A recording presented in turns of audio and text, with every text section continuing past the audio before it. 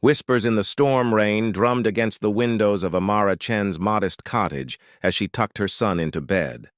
Noah's dark eyes, mirrors of her own, glimmered with the usual bedtime question. "Mom, will you tell me about my dad again?"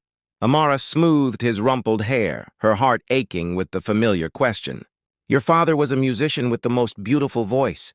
He played guitar in cafes by the harbor, and that's where we met." "Did he write songs about you?" "A few," she whispered, remembering Julian's melodic voice, his fingers dancing across guitar strings. "Time for sleep now, little one." After kissing his forehead, Amara retreated to her living room, where patient charts awaited her review. 8 years as a nurse at Harborview Memorial Hospital had given her stability, if not excitement. 8 years since Julian Reed had walked away without explanation, leaving only a hastily scribbled note. "I can't do this.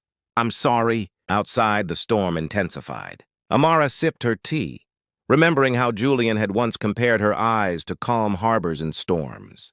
The memory still stung. How could someone who wrote such beautiful words leave so cruelly? Her phone buzzed with a text from her colleague, May. "That new neurologist starts tomorrow. Everyone says he's brilliant but mysterious. Right up your alley." Amara smiled faintly. May had been trying to interest her in dating for years, never understanding that Noah and her career filled her life completely. Or at least, that's what Amara told herself on lonely nights like this. The sudden knock at her door startled her. Visitors were rare in Harborview, especially during storm season. Peering through the peephole, she saw a man she didn't recognize, tall with rain-darkened hair and shoulders hunched against the downpour. "Yes?" she called through the door. "Amara Chen?" His voice was deep but gentle. "My name is Dominic Hayes. I need to speak with you about Julian Reed." The name hit her like a physical blow. For a moment, she couldn't breathe. Julian's name hadn't been spoken aloud in this house for years. Against her better judgment, she opened the door. The stranger's eyes were kind but solemn, and he held a waterproof messenger bag protectively against his chest. "How do you know that name?" Her voice trembled despite her efforts to control it. "May I come in?" "It's a long story and not one for a doorstep." Something in his expression, a mixture of compassion and hesitation, made her step aside. As he entered, shaking raindrops from his coat, Amara noticed his hands, steady, with long fingers. "A doctor's hands." "I have a son sleeping upstairs," she warned quietly. "If this is some kind of joke." "It's not a joke," he interrupted softly. "And I know about Noah." Amara felt the blood drain from her face. "Who are you?" Dominic Hayes looked directly into her eyes. "I was Julian's doctor and his friend." "He didn't abandon you?" "Amara, he thought he was protecting you." Outside, lightning flashed, illuminating the stranger's face, earnest, tired, and carrying a truth that would shatter everything Amara thought she knew. The letter-bearer, Amara's hands trembled as she poured tea. Dominic sat at her kitchen table, his presence both intrusive and oddly calming. "Julian was diagnosed with early-onset frontotemporal dementia," he explained gently. "It's rare, especially in someone so young. He came to the neurology center where I was working in Seattle." "That's impossible," Amara whispered. "He was only 28 when he left." Dominic nodded. "That's what made his case so unusual. When the symptoms started, personality changes, impulsivity, difficulty finding words, Julian refused to tell you." From his bag, Dominic withdrew a worn leather journal and a sealed envelope. "He made me promise to wait 5 years before finding you."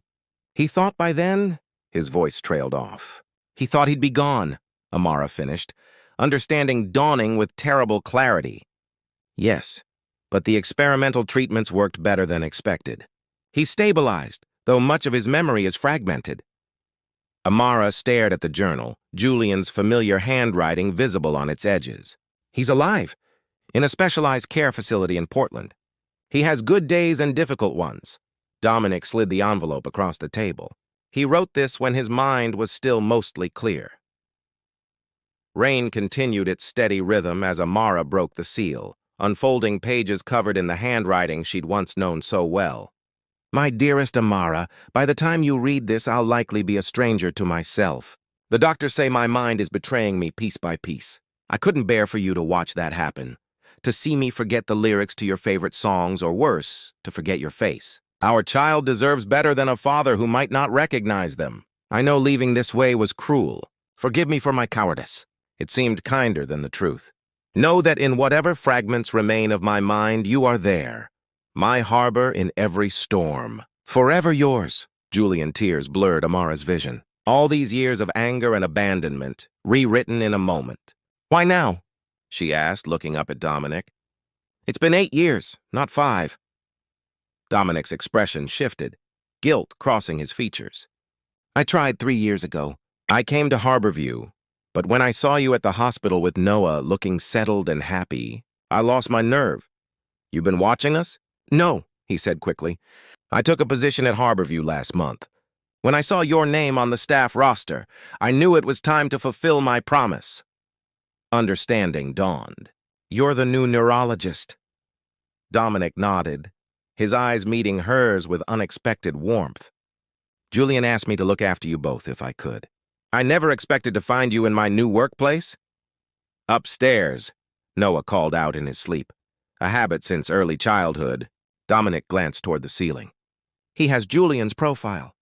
He has his talent too, Amara said softly. He plays piano. Somehow, without ever knowing his father, he found music. For the first time that evening, Dominic smiled. Some things are written in more than memory. Truths uncovered over the following weeks, Amara lost herself in Julian's journal. Between hospital shifts and caring for Noah, she read entries chronicling Julian's diagnosis, his heartbreak at leaving, and lyrics to songs he'd composed for her and their unborn child. One entry particularly haunted her, dreamt of a little boy with Amara's eyes. He was playing a piano, and somehow I knew the melody was mine. What cruel trick of fate, to glimpse what might have been, only to know I'll never remember it if it comes true. At the hospital, working alongside Dominic became a complicated dance. His knowledge of her past created an intimacy she hadn't expected. He was brilliant with patients, gentle with their fears in a way that spoke of personal understanding. Noah asked about you again, Amara told him one evening as they reviewed charts. He's curious about the rain doctor who visits sometimes. Dominic smiled. Since delivering Julian's letter, he'd become a cautious friend, occasionally joining them for dinner or helping Noah with science homework. Children sense things adults miss, he replied. Julian was like that, intuitive. You never told me how you knew him. Dominic's expression softened with memory. Music therapy was part of his treatment. I played cello in college. We'd have sessions together. Even as words failed him, music remained. Later that week, Noah convinced Dominic to play chess with him while Amara prepared dinner. Watching them from the kitchen, Noah's serious concentration, Dominic's patient guidance created a bittersweet ache in her chest. You let me win, Noah accused when he claimed victory. I assure you I didn't, Dominic laughed. You're just that good.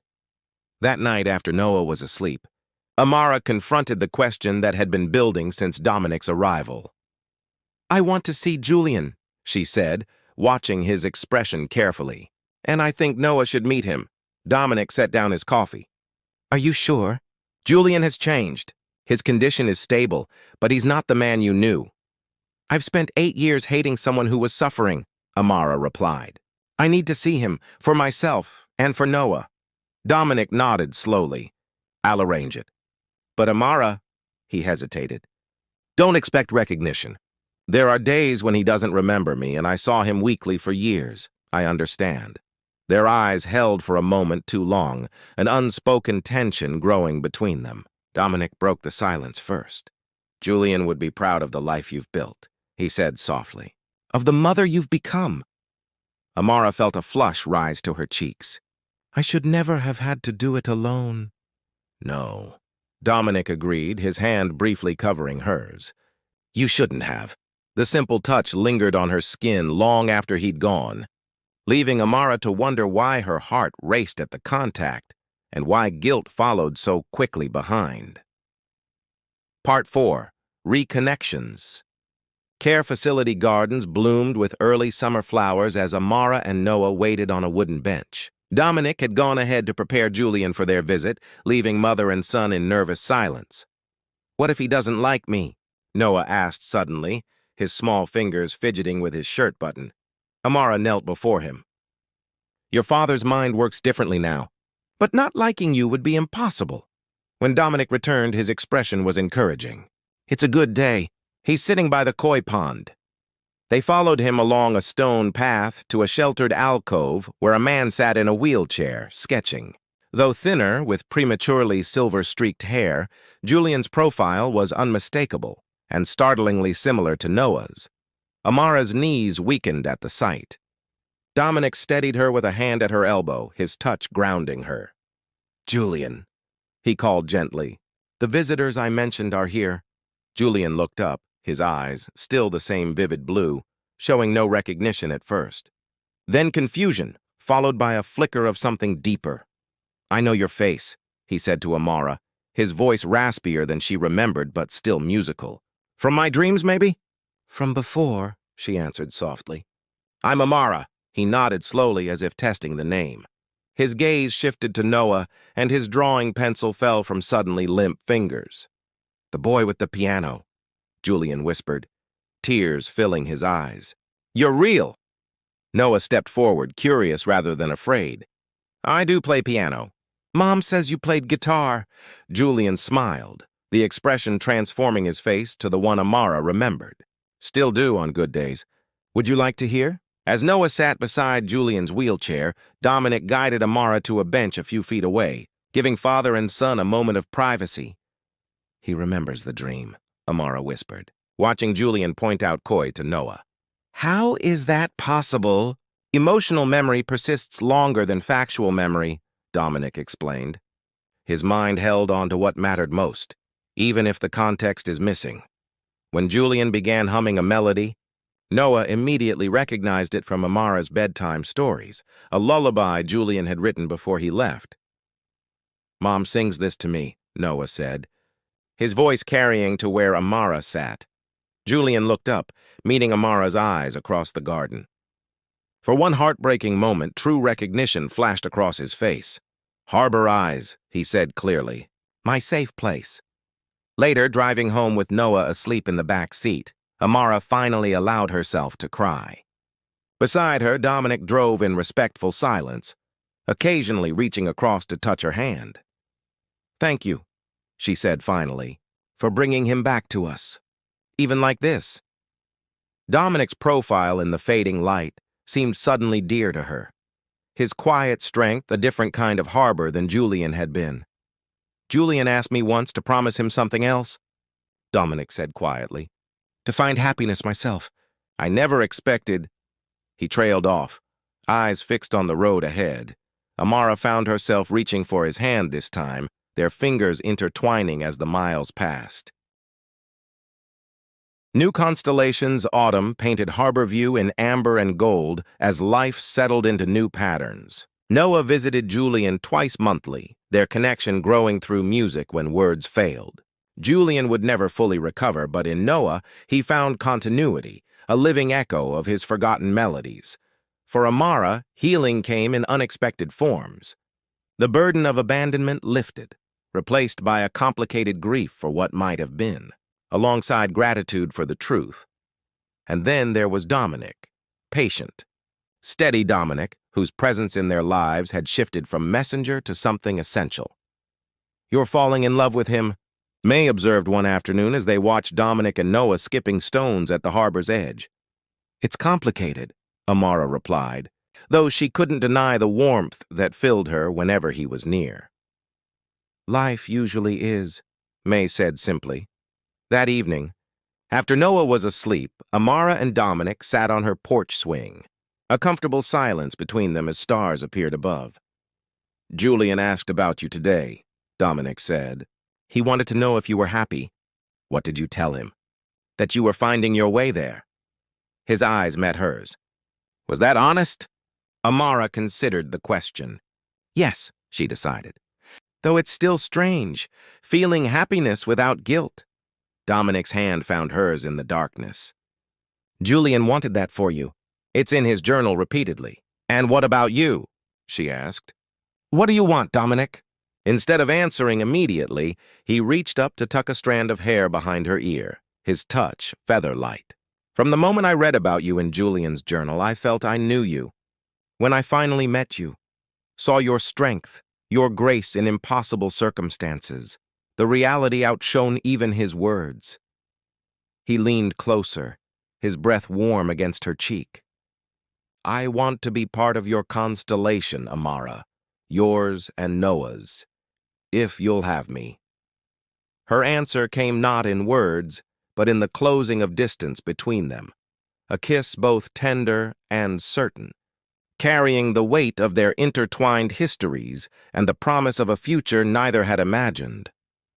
Months later, as winter yielded to spring, Amara sat at Julian's side during one of his increasingly rare lucid moments. Noah played with other residents' children in the garden, while Dominic waited respectfully at a distance.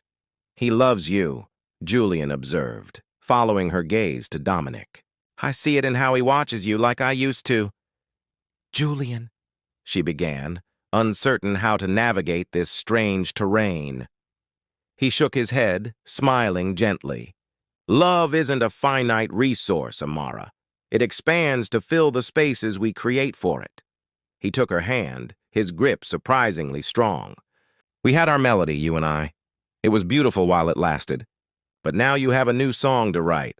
Later that night, as Dominic's arms encircled her in the quiet darkness of her bedroom, Amara realized that sometimes life's greatest gifts came disguised as its deepest sorrows. The path she'd never chosen had led her here, to a love that didn't erase the past but honored it, weaving old threads into new patterns.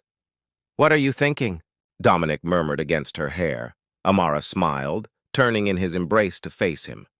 "That sometimes the universe knows what it's doing, even when we don't." Outside, stars glittered like scattered promises, some fulfilled, some still waiting, all part of the same vast, mysterious sky.